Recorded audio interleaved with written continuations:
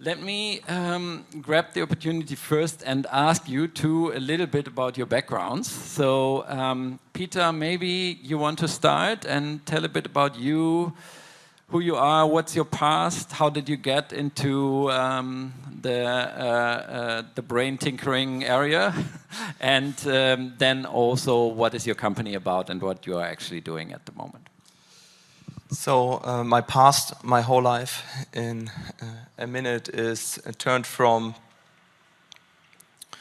stock markets into esports, into poker, into politics, into entrepreneurship, built a company in the field of artificial intelligence, especially for customer success and sales, sold it and thought, if I ever do this journey again, I only do it in the one area I believe it's the most important for humanity and for all of us, and that's in the field of our brain. And so my company, Braingrade, is developing an invasive brain implant for dementia patients. Interesting. All right. Okay, we're going to dive into that a little bit later. Benjamin, could you please introduce yourself and give us a little bit input about your background and also your company? Yeah, thank you. So as Martin said, my name is Benjamin Kim, and I'm here in Korea, but I studied from Australia, and now I'm a professor in Griffith University. Before joining Griffith University, I was in Samsung as a senior engineer for developing a lot of the commercial goods, something like a LCD television or the Hyundai Motors, the lighting system. I developed it, and then whole my life I was an engineer or the scientist as a condensed matter physics. That's my major. And then so after graduating Australian University, I go to the KAIST in Korea as a research professor, and then I think about that. How can I connect about the science and the biology to make the good things and the good go for the commercial market? So that's why I started for my company as a brain gear. Yeah, thank you. Thank you very much. Great. Now you both have interesting companies that are also tackling, let's say, similar areas in the market, which is both treating dementia patients. So those are medical applications. There's a fundamental difference between your two startups. The one is invasive and the other one is non-invasive. Now for the public, invasive versus non-invasive means basically that the one is an implant that you really would have inside your skull, whereas the other one is something more of a helmet that you would put on top of your head. And I would like to give to Peter first the word and maybe explain a little bit how your technology works and what it actually does in the brain and how it interacts.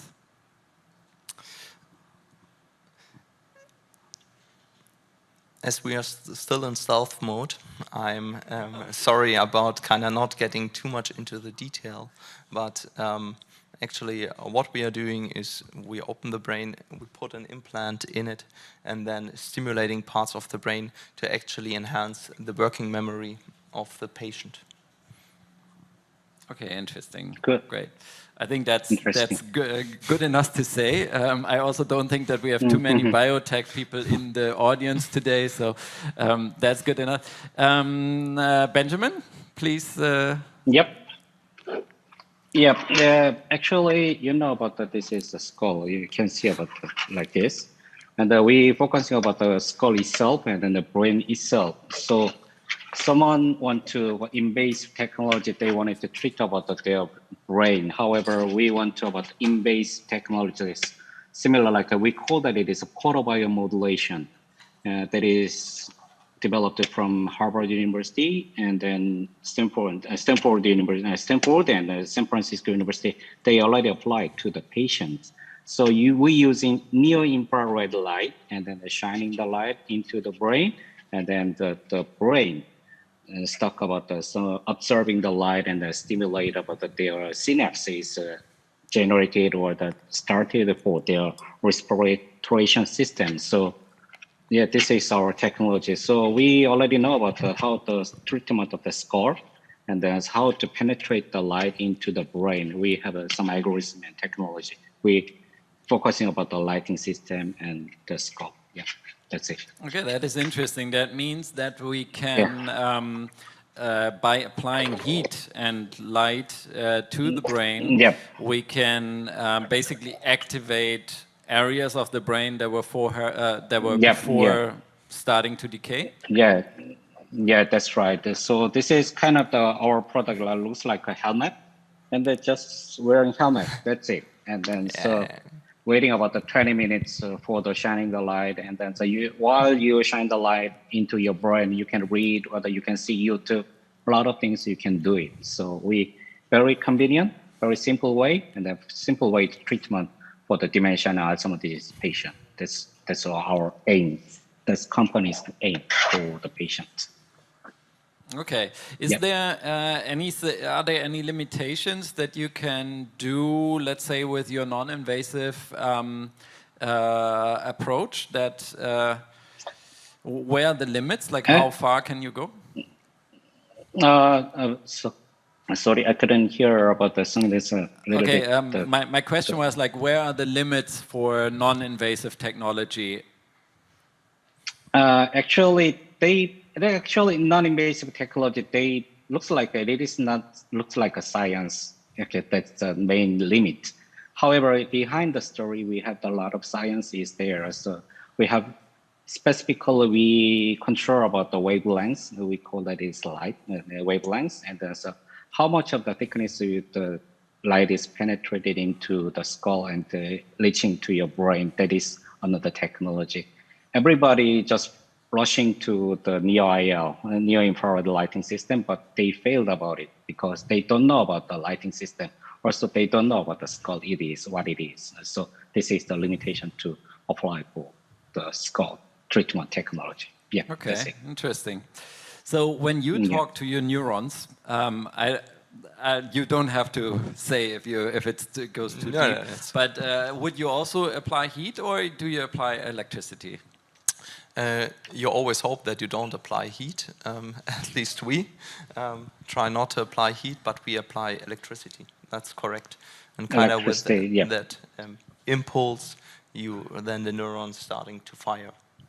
All right. And your goal is also to reactivate parts of the brain that have been decaying during dementia? That's correct. Okay, so you're basically training or we are supporting the brain in specific tasks, and especially we try to support the brain kind of not generally, like also specific, so being very granular, like in resolution. Okay, good, interesting. Thank you very much for sharing. I know it's a sensitive topic.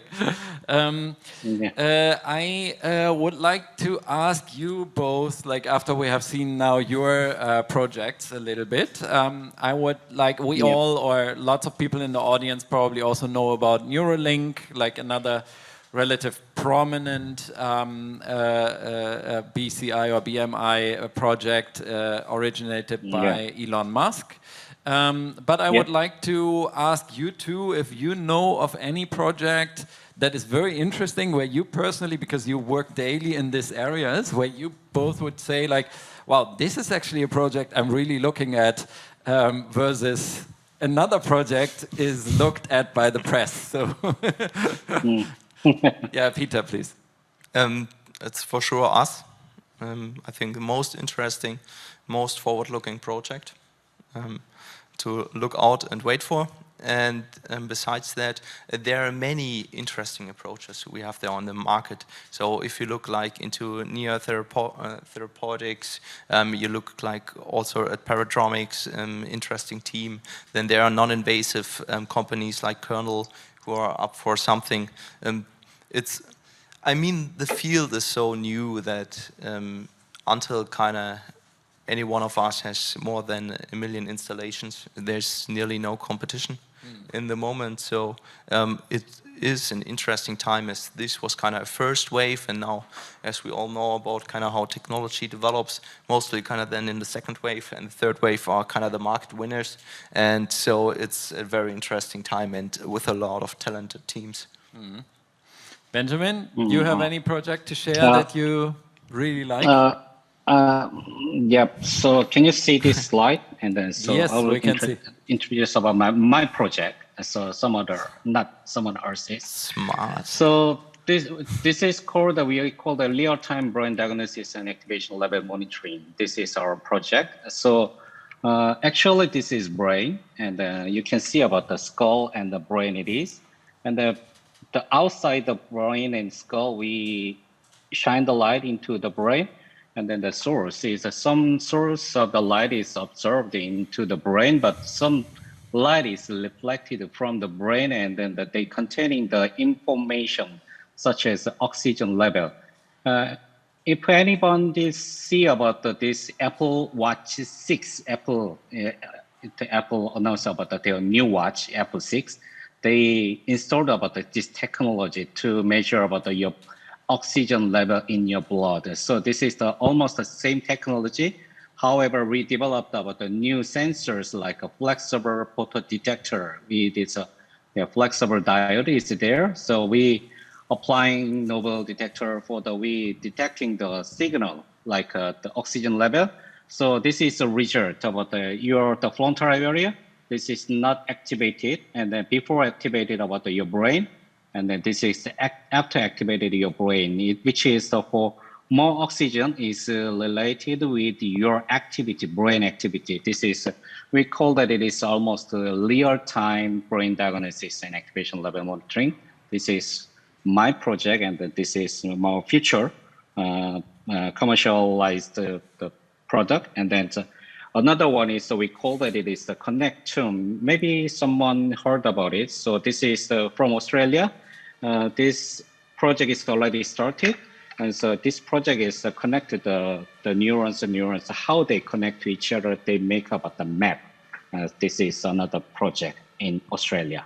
Yeah, this is maybe if you Google it, and then you can find out the Connect Sooom. This is really interesting, the project. Okay, thanks for sharing. Fascinating. Yeah. Cool. So now let's think a little bit further. Like we had in my intro keynote, I don't know if you could see it, Benjamin. I made a couple of, like, let's say, drastic projections. So I purposely didn't put a timeline on there, and I just basically show like the opportunities. Now, there's a couple of things in there that are basically the base tools that we need to do that. One of it would be that we could sufficiently basically read data in real time out of the brain. How realistic do you guys see that, especially in front of where we are standing in terms of technology right now? Maybe Benjamin, you first?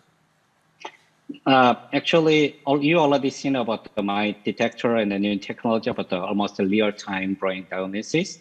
And then actually, if the device or the technology related with your brain activity, and then we can mapping about some parties actually specifically activated like oxygen level, so which means your blood is needed more in the specific area. So if we measure it specifically or the very tightly, if we measure it, and then we can figure out which part is more activated than the other part. And then this is the first stage. And then second stage go to the connectome, as I mentioned about before, and the connectome. So this is for your synapse and your neurons. That this has more neurons and more synapses connect with each other, and then we can mapping about how they connect, how they working, so we can figure out in your future. That's my thinking. Interesting. Peter, do you have a... As I understand it, it's happening today.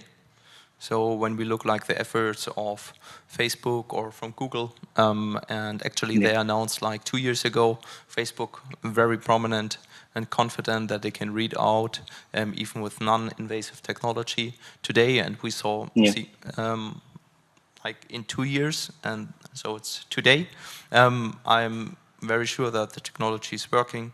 It's a question of convenience, and the same thing is with invasive methodologies, where we have multiple papers that are showing that real-time readout, especially of speech, is existing. Still, it's kind of then the question, what kind of information are you reading out? It's totally different, like when you try to understand speech, or you think, now I'm kind of digging deep into the mind of someone and finding out like a youth your experience, what you had there, and then kind of probably even like identifying it and changing it. These are like two very different things. Yeah, and then obviously the problem is also like you see neurons firing, so you can kind of like see a certain reaction, but the brain patterns are higher, right? Like when we for example want to detect something like a higher feeling like love or excitement or something, then it's probably a whole group and like groups of neurons that are firing at the same time, and that might be different from brain to brain. Is that true? Partially. Every single brain is unique, but still you have similar patterns and you have similar maps in your brain, and depending if you are like a talented musician, like then an example, the map for your hands are bigger than with other humans. And you also see it that you have humans and patients who got like removed half of the brain, and still afterwards kind of the brain adapts and still they can live a very normal life. So the brain is kind of also unique in its ability to adapt at its environment, but most of the brain looks in the core similar, while being unique. Okay. So, Benjamin, then can I assume that if the technology is there, then I could make a readout of my brain right now in this situation, looking at the audience, and project it over to your brain, and you would actually feel my excitement on stage? Do you think that's realistic? Yep. Yeah. Okay, that's right. Yeah, understand. So, yep. In my opinion, my opinion. So maybe in very near future, as I mentioned before, about we already started and understand about our brain and our neurons are like a circuit. So if you understand about this circuit, and then so we maybe understand about your brain and my brain is totally different, and then so the way of thinking. So how you think about your idea or the thought, and then my thought, I think about it this way. However, some other guys think about that way. So if we understand about this before and after, and then so we can merge for a lot of the data, and then we can analyze it, making pattern, and then we understand more for the brain. Yeah, that's my opinion. Yep. Okay, interesting. So basically, you like. What I hear is like that you guys think like those projections that I'm making here are not like totally out of this world. Partially. Yeah. So where would you see a problem? It's like we cannot expect like that you're kind of uploading yourself into the internet. I don't see that kind of in a foreseeable future. It's like. But if we just assume that basically my identity and my personality is just chemical and electrochemical happenings in my brain, basically neurons firing, then it's just about the capacity of like how much can I read out at the same time, and then save it onto a hard drive. Is that not? Yeah. Peter, maybe you. No, I think it's not. In theory, still we have faced the problem of the scale. as we imagine kind of that we have 80 to 100 billion neurons. It depends on the paper, actually. What shows kind of also a little bit the stage of the field. And then kind of each neuron has over 10,000 interactions. And then you want to understand the interactions. And then kind of you want to stimulate it with every depth you have in each of the receptors of a neuron. You have kind of still an exponential calculation where we are far off of kind of solving. So what you have also today in models is that they are reducing the complexity of a neuron drastically, kind of to at least get some way closer to it. Still, it is kind of a simulation on the way, as we see right now with neuromorphic computing, on a Spinnaker. We see that we can already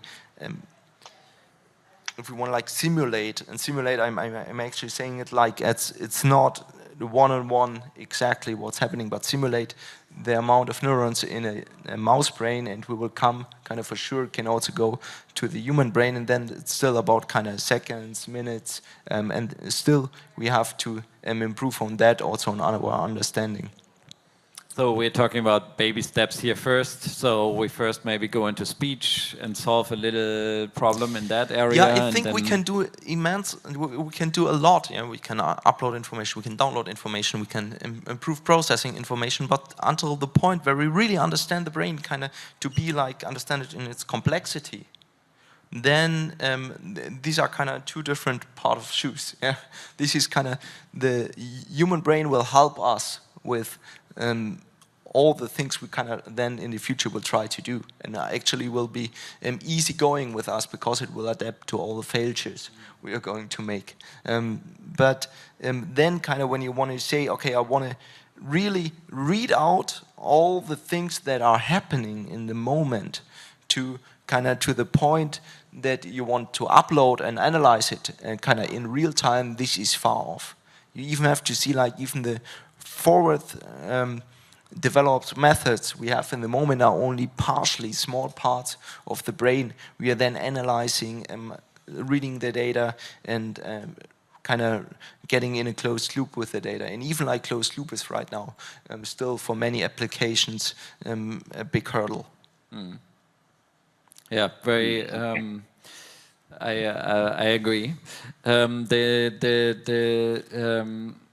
Question that we maybe can go with to Benjamin. There was this slide where I was showing that external sensors can maybe give input, sensory input into the brain that the brain or the body originally doesn't have. Like, for example, infrared view. So we don't have that, but if we could have a, let's say, a camera that sits somewhere on our shoulder or in our eye or wherever, and then we can get these data directly into our brain.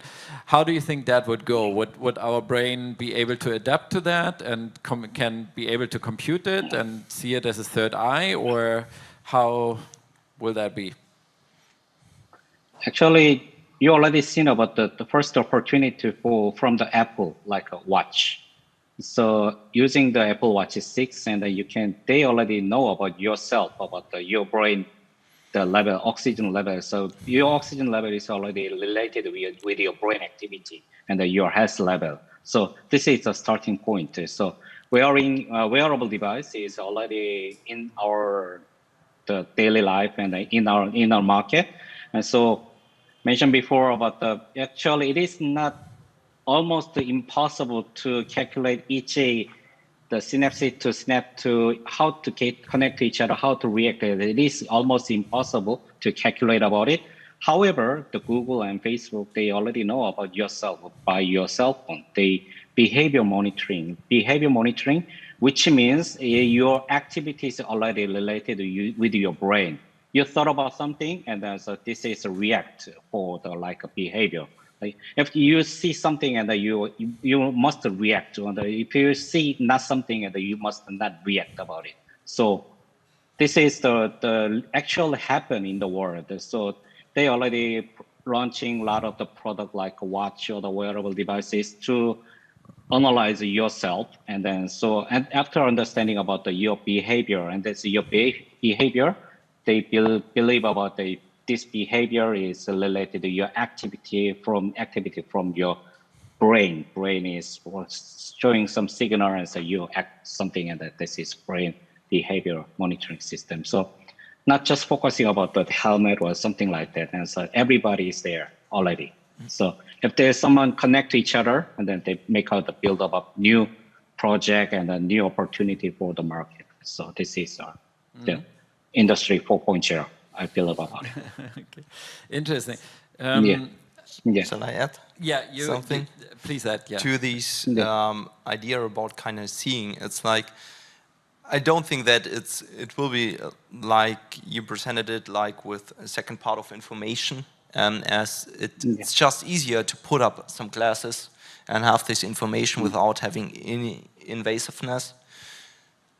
On the other hand, what we see like today already, or like with former approaches like second sight, that you already have it, that you put electrodes on the eye, on the retina, actually, and then stimulate it and make blind people see again, what is kind of massive. Still, it wasn't kind of the easiest approach. It wasn't in all cases the greatest results for the patient, but there has been results, and there also are approaches with optogenetics and other future technology that kind of really has the potential to make people see again. And this is also something what's happening today. We let with this technology and this brain technology, blind people see again. And then it's, again, something very different. If you're blind, you're, way more willingness, and there's okay to take some risk, if you want like that, to get this technology.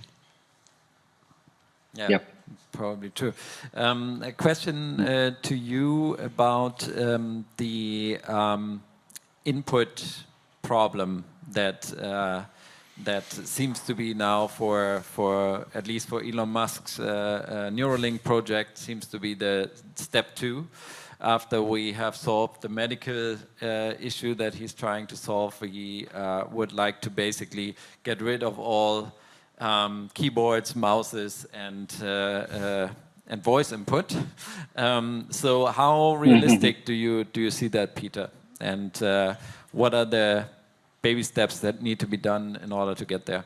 I see it more as an output process. What they are doing as you try to get information, what you're thinking about out of the brain, and as what they are doing, kind of targeting the motor, the part of the cortex, what is for movement.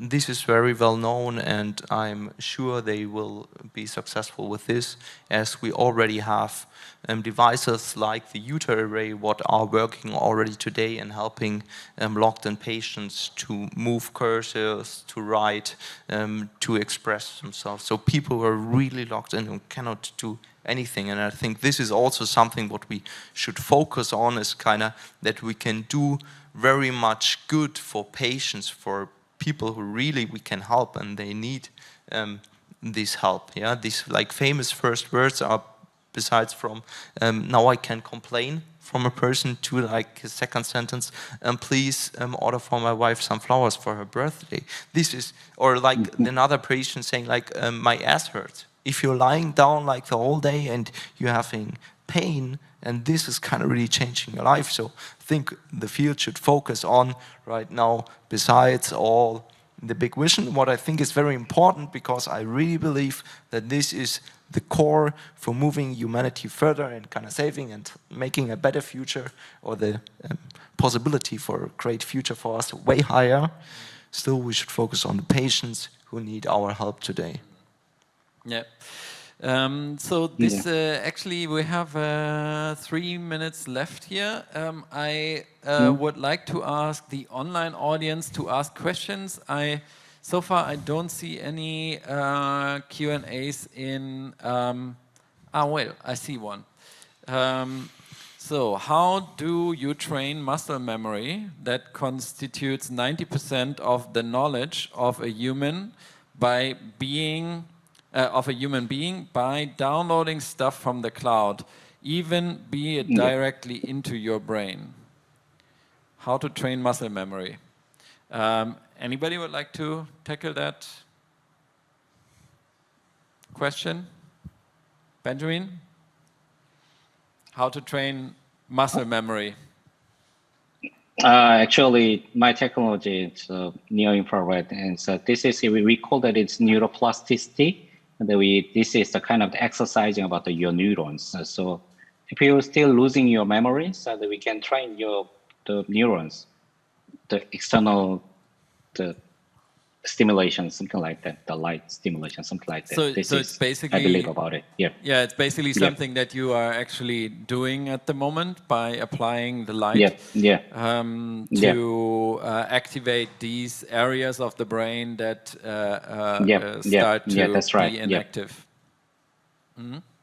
Interesting. That's right. So maybe as the last question, we have come back to Elon Musk, who famously says that there will be this magic moment where the all-knowing AI will have a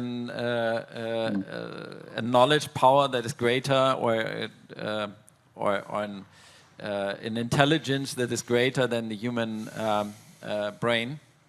The moment where it overtakes, it will basically keep on exponentially growing, which gives us such a disadvantage on this planet that he says, okay, we need the BMI to actually at least have a high bandwidth way of communicating with the AI in that case. So I would like to just pick your brains about this as the last question. Benjamin, do you want to start? Sorry, so I couldn't catch up your thought. How do you think about this thought that Elon Musk is drafting there, saying we need the BMI to be basically able to at least counterpart and assimilate with the AI in case it overtakes us? I believe about it. So by helping from AI, so we can build up more the convenience way to our daily life, and then so I believe that it is the AI or the deep learning is totally replacing for the brain and then the human activities. So they already support in behind us. I believe about it. Peter? I think this question has some depth. As long as it's flooding investment money into this field, I'm very happy with this thought. I'm questioning if we can scale in the same rate as artificial intelligence. But what I agree with him is as soon we are capable of making significant increases in the capability of the brain, this is kind of a breakthrough for humanity. And it can be one potential kind of tool versus kind of the overpower of AI. I think I would add another thought. It's the development of artificial intelligence is happening today. And we are today developing BCI technology. So even this technology should be at a specific point then kind of also being exponentially as artificial intelligence. The question is which one is coming first, as exponentially you're normally not outrunning. So probably we are already too late. So I can just call everyone who is listening and who is interested to come into the field and kind of help this field to grow so that probably we can be faster and we are not too late, if this should be true. Wonderful closing words. With this, I would leave it here. Our time is up. Thank you very much, the audience, the AsiaBerlin Summit, for organizing this, and thank you very much for the panels and the panelists. Thank you, Marten. Thank you, Benjamin. Thank you. Thank you, Martin. Thank you.